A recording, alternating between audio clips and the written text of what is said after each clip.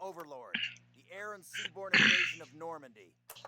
On H-Hour D-Day, seaborne infantry will attack 5 beaches codenamed Utah, Omaha, Gold, Juno, and Sword here on the coast of Normandy. Utah and Omaha beaches will be attacked by 3 of our infantry divisions. At the same time, 2 British and 1 Canadian division will hit Gold, Juno, and Sword beaches. The airborne will be landing 6 hours before H-Hour, before the air and naval bombardments.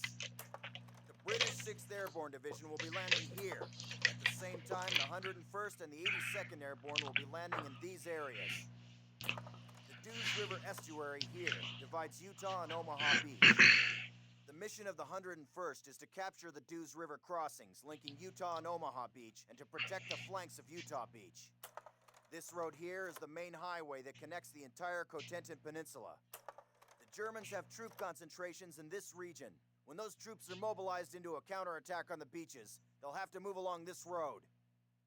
The 101st is going to make sure that doesn't happen. Baker Company, that's us, has been assigned this causeway here. The Pathfinders, like Private Martin, will be dropped ahead of the main force and will plant beacons on the ground to mark the landing zones. However, there is no telling what will happen once we're on the ground. So I want all of you to learn the objectives of every unit in both the 101st and 82nd. I also want you to study these maps and photographs until you've memorized them.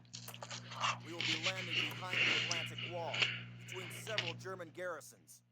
We can't expect to be relieved until at least several hours after H-Hour. This is what we've been training for. Good luck.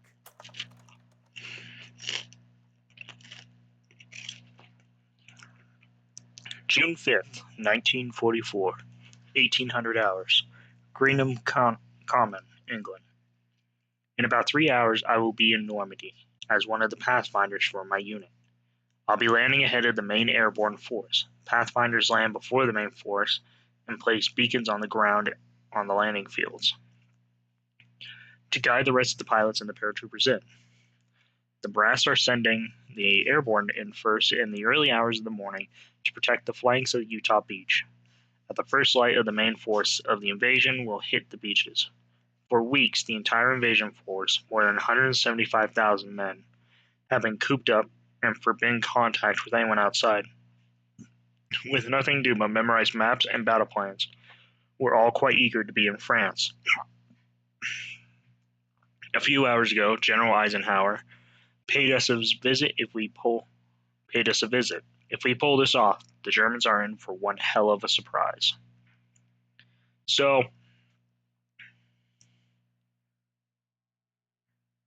I'm not affiliated yet because I took a huge break, and realistically, I just don't stream it that often.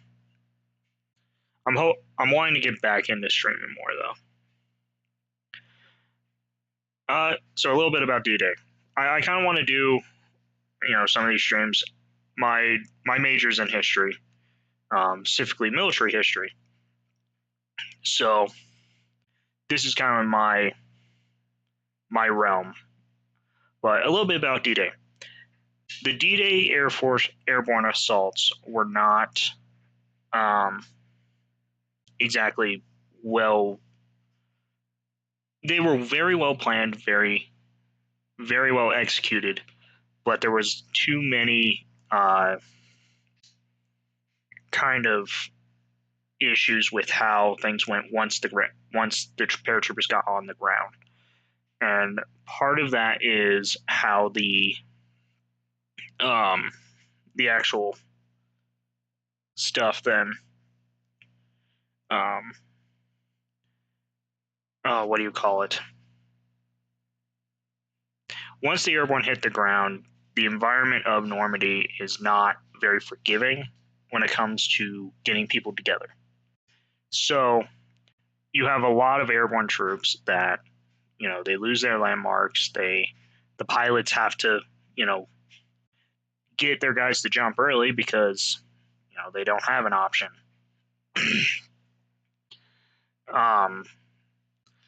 And realistically, like, the only group that actually, like, jumped effectively was the British Red Devils, their, I believe, 2nd Airborne, which Mind you, 2nd Airborne is one of those things where they are kind of the premier British airborne force because they're one of the only airborne forces. But they land at Pegasus Bridge, and they take the bridge. They hold the bridge for a while. They're the same group that take the Arnhem Bridge in Market Garden. That movie with Sean Connery in it. Very good movie. Bridge Too Far. But yeah, so yeah. The airborne assault really was one of those things where it happened the way it happened. There was no real way around it. So, okay. So here we got a Thompson carbine and my 45.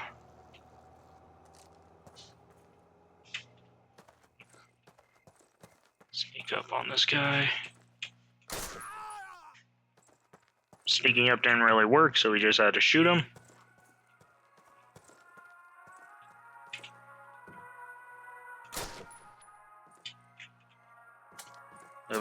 Moving through, clearing.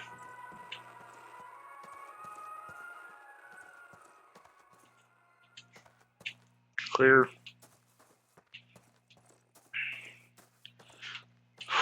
Alright, let's keep moving. There was one big thing with this game that happened, and is you can't sprint. I personally would like to sprint, so it was kind of like, well, this sucks. I want to take the Grand. Right.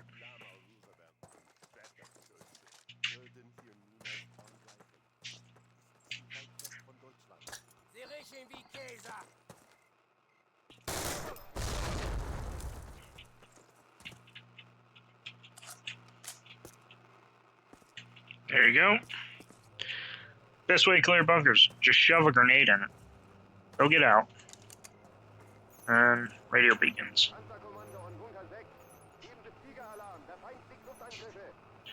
So one thing that also happened with the D-Day invasions is, and there's a lot of movies about D-Day.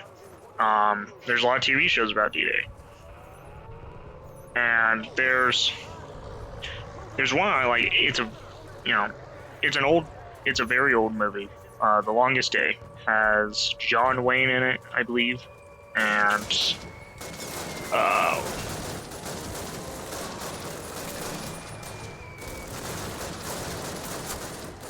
I'm trying to remember the name of the British actor in it. But anyway, they have like a little like dummy sort of thing that was an actual thing. They called them like little Tommies. Essentially, they were dolls that had like firecrackers on them. So when they landed, the Germans thought, oh, those are the paratroopers, right? Those were not the paratroopers, they were, decoys.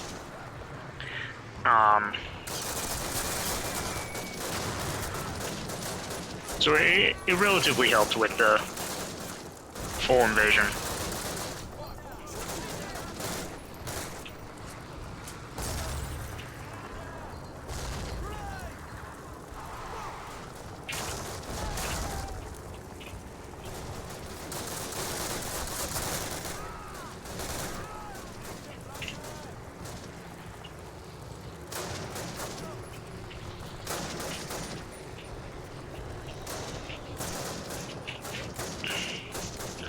There were also stories about the cricket devices. You see them all like in Band of Brothers. Like you hit it and it was like 2 clicks means you're friendly. One was enemy. There was some speculation that the crickets actually sound like Mauser 98, like the Mauser 98's action working. So the bolt action on it. I don't think that's ever actually been proven, but there was stories about it. that like soldiers would get confused between the bolts, the bolt going, or if it was the cricket itself.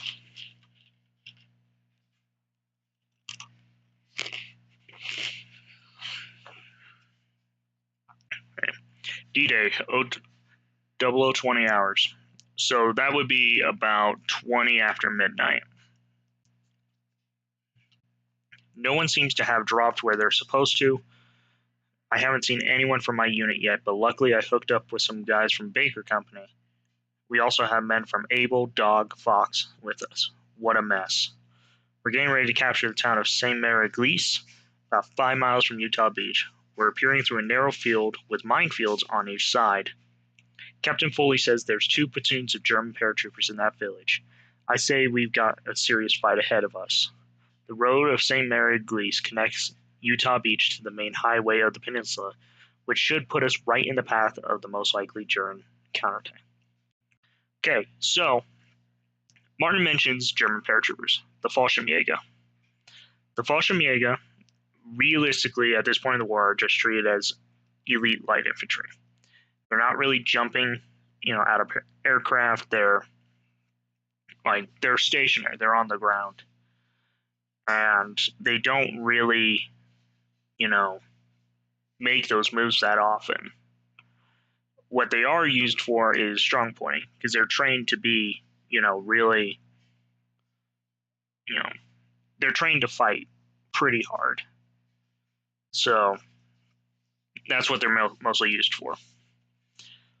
All right, guys, get set to move on my command.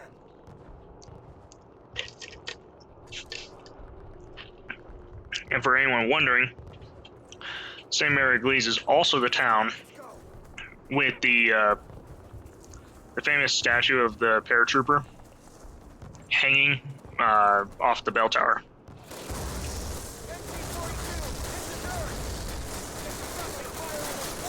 So that's in St. Mary Église.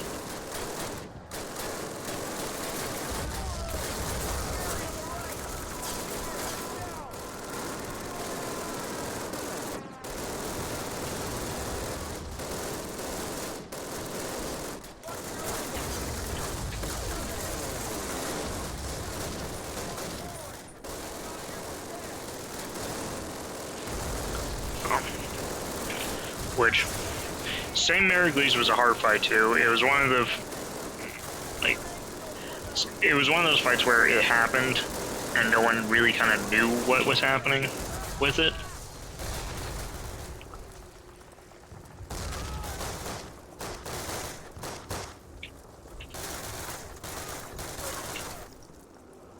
Good job. All right, guys, we're moving on.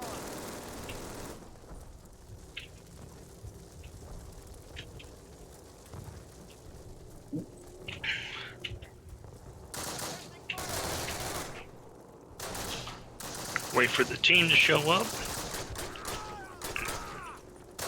Team is moving along the front, so I will move along the rear.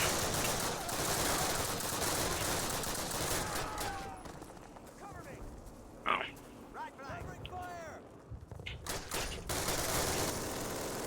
Yeah, but like with every, famous action, right, there's a lot of legends about it. If you were to ask someone, famous legends about the Battle of Stalingrad in Russia, they're going to have a lot of legends about it. Because it's one of their, defining moments. It's their victory, right? We have the same thing with D-Day. And also, with a lot of battles in the Pacific, there tends to be a lot of legends about that.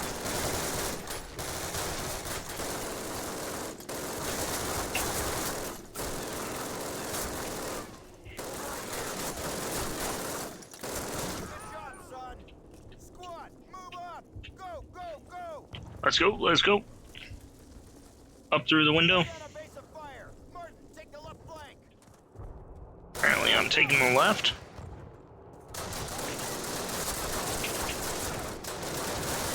See, this would be the point. Smoke grenades. Smoke grenades are very helpful.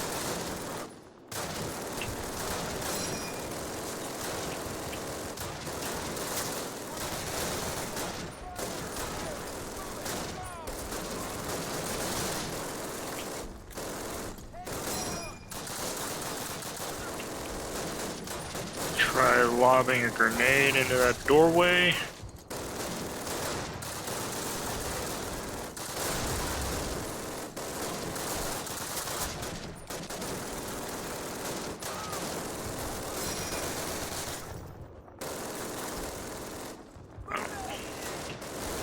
So I should mention, it's a shame a lot of these World War II based games start with D-Day.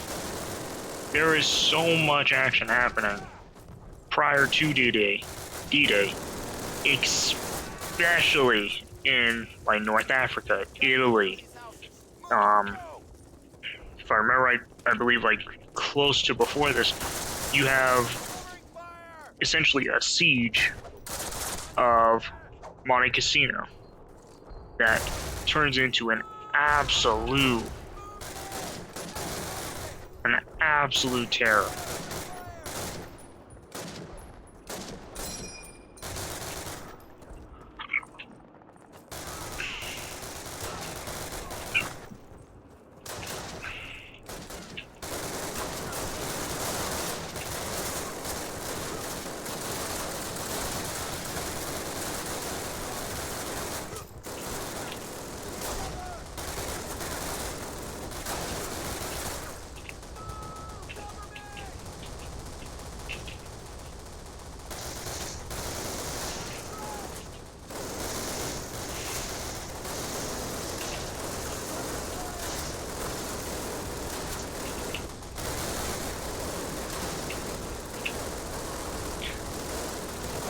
Right in there.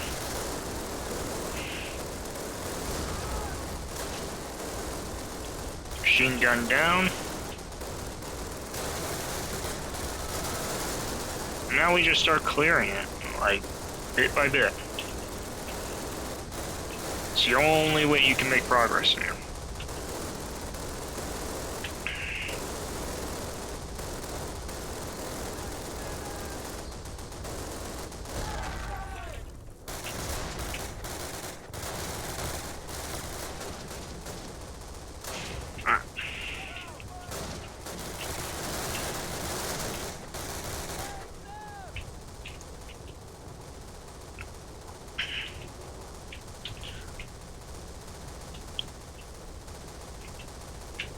Now I have to try to figure out how to get out of the church, which I assume would be, oh, there's that house. Oh, it's through here. I gotcha.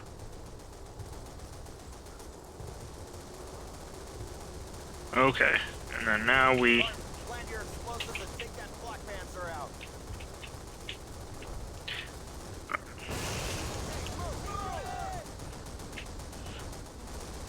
Alright, let's go, let's go.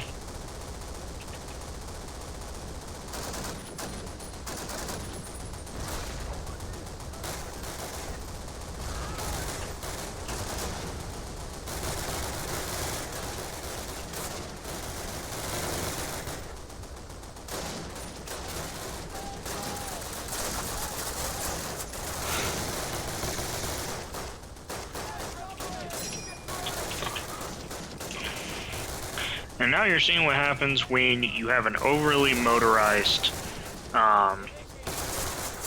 battle group.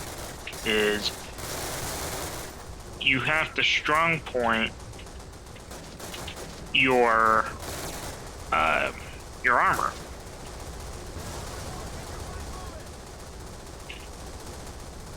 Which generally doesn't end well. Just throwing it out there.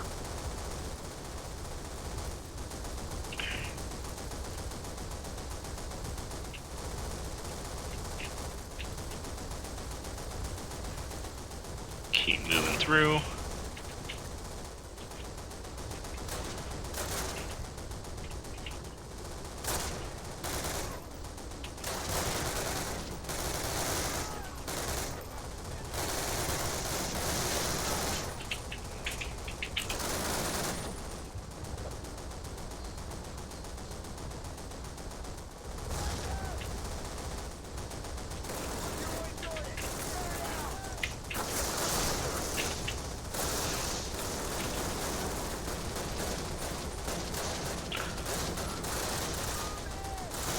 So where I'm at now is probably one of the really cruddy spots you want to be, because you're stuck in an alcove.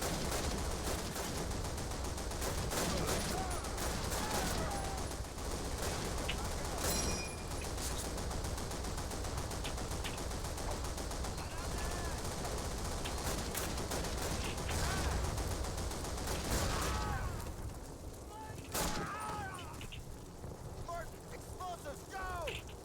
There we go. Stand back! Fire in the hole! Alright, let's go, let's go, let's go. There we go. Alright. And now... Alright, fellas. Take Alright. 5, but listen up. We'll hold this place till reinforced, but this is just one tiny village in a warring country full of them, so our work has just begun. For those of you who've seen your first action, welcome to the big time. For those of you who've seen it before, trust me, you ain't seen nothing yet. We'll redeploy those German machine guns, setting up a defensive perimeter. Keep your guard up and your buddies in mind. Good work.